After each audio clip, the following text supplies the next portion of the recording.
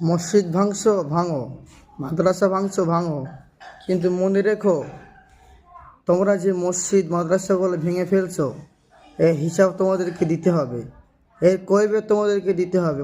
মনে রাখবেন যে আল্লাহর ঘর, নবীর মাদ্রাসা, নবীর ভালোবাসা, আল্লাহর ঘর কিন্তু আল্লাহই রক্ষা করবে, আল্লাহই কিন্তু হেফাজত করবে। সেটা কিন্তু কীভাবে রক্ষা করবে, কেরকম করে রক্ষা করবে সেটা আল্লাহ ভালো করে জানে।